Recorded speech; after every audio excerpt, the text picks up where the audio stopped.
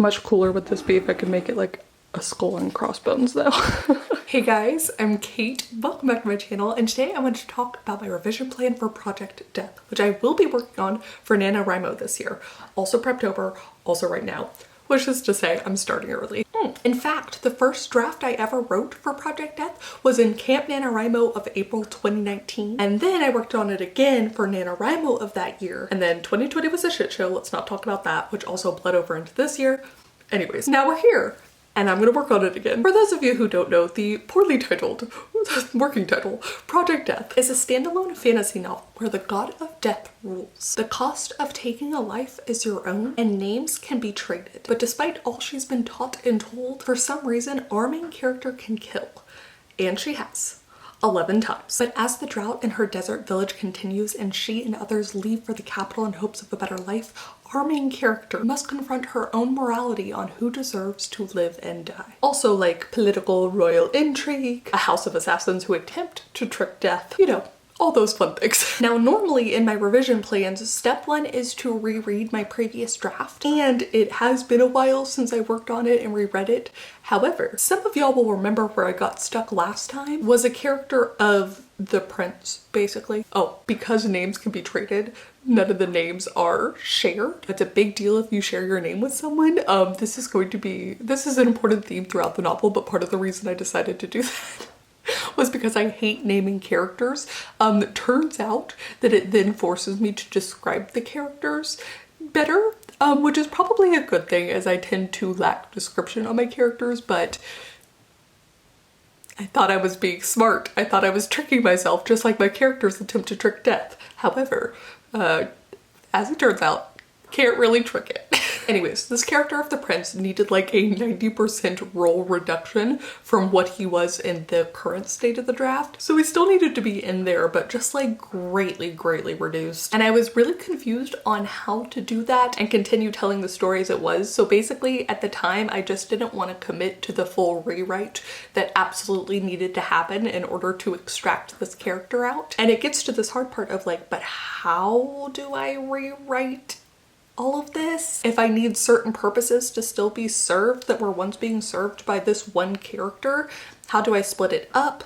And then if I'm changing that, then how many other things do I need to change? Anyways, it became a whole ordeal. But thankfully, because I've had the project on the back burner, I've been getting ideas for it and how to fix it. I think I just needed a little bit more time. Of course, I'm saying I have the answers now, having not yet implemented them, but I'm really excited. So instead, step one is going to be to completely re-outline the project. Now, the first 25 to 33% of the novel is going to stay predominantly the same. As we hadn't met the character of the prince until later, part of it is our main character.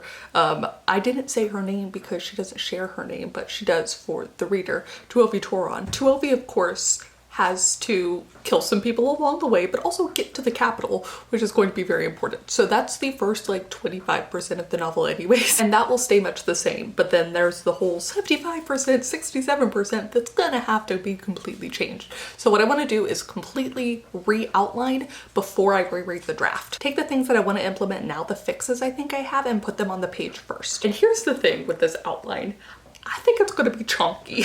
I want to set it up so that each character, even the minor characters, stories wrap up, and I want to include that in the outline. So I imagine the outline's gonna be something like potentially 10,000 words or so, which some people normally outline and re-outline or revise this way, but it's not a way I've done it before. But I do think it's a way that I need to do it now because this is a standalone project. I need to tie up all of the loose ends in this book. This also means that the house of assassins that attempt to trick death are going to need to be tied up in a different way, but I need to answer for all of them. In fact, I need to get rid of some of them as like scene characters. And then the arc of the royal family is also going to have to change, including of course the role reduced prince. I also want to include all the subplots. So basically, it's going to be chunky. It's gonna be chunky. I am super excited though, and I know how necessary this re-outline is gonna be for me. The actual novel itself, Project Death, is the biggest book I've ever written. I think in part because it's a fantasy and it's standalone, so it's just like, it's gonna be a bigger book. Big by my standards. Even with where I left it in the last draft, it was the biggest book I'd ever written before. As a notorious underwriter, compared to like at least what's being published now, this is at least closer. to the expectations of a fantasy. After re-outlining, then I'm going to reread the story though. And I'm just gonna take the pieces and parts that I really liked and that I think should stay and put them back into the outline. So this outline, this re-outline is going to be like a living, breathing document for me. So step 1 is re-outline, step 2 is reread, step 3 is then update the outline to reflect the reread, and step 4 is begin the rewrite. Now, my goal is to finish the draft on November 30th, which is basically why I'm starting now. So today I'm going to announce my NaNoWRIMO project on the website. This is something that you can already do, which is so cool. I didn't realize that it opened this early. And I know I've said this the past couple of NaNoWRIMOs and camps, but I'm going to actually try to log into the website each day. The website just infuriates me. This new one cannot even be called new anymore. And so I have a hard time motivating myself when it kicks me off if in like a minute.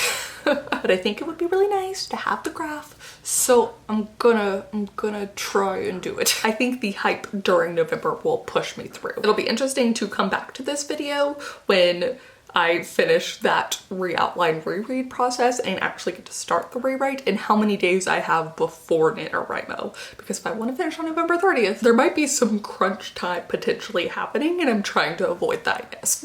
I also need to move the old Project Death over to my new computer. I'm actually debating printing out the old Project Death just so that I will have it in a different format. I usually like to do that when I'm more sure of the project, but if I can find like a coupon or something, I might do it. And I'm gonna start re-outlining today. It is 7:15 on Monday. I'm gonna finish filming this and it will be time to start writing. And today, start writing means re-outlining. Also some romance work, but it's fine. Now, the interesting thing that I've done in the past for Project Death is that I've written more short stories or maybe more like flash fiction from the point of view of some of my other main characters. Project Death is told in first person. I think it's important to have Tuovi's perspective, as of course she's killing everyone.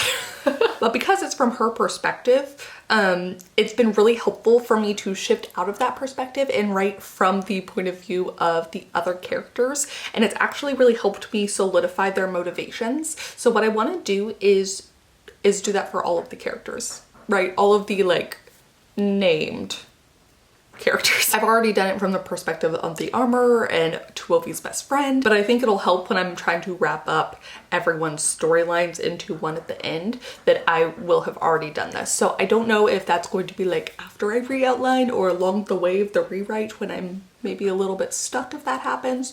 You know, I just need to get it out there. So I don't know if that's like step 5 or whatever, but yes. Well, I still have like half my coffee left, which is perfect to begin the rest of my day. But that is going to be it for me. Please do comment down below. Let me know if you're going to be a NaNoWRIMO rebel and start early. Let me know if you're going to be a NaNoWRIMO rebel and work on a project that you've already worked on, or any other kind of NaNoWRIMO rebel. Let me know if you haven't even thought about NaNoWRIMO yet.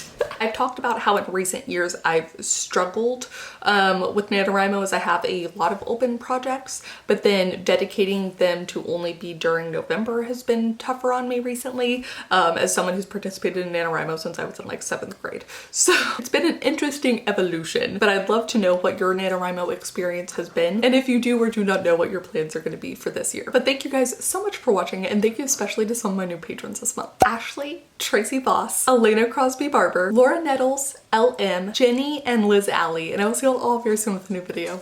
Bye!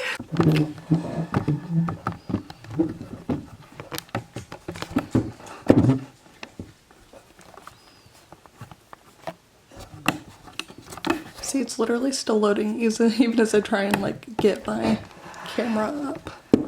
The struggle is very real for both of us.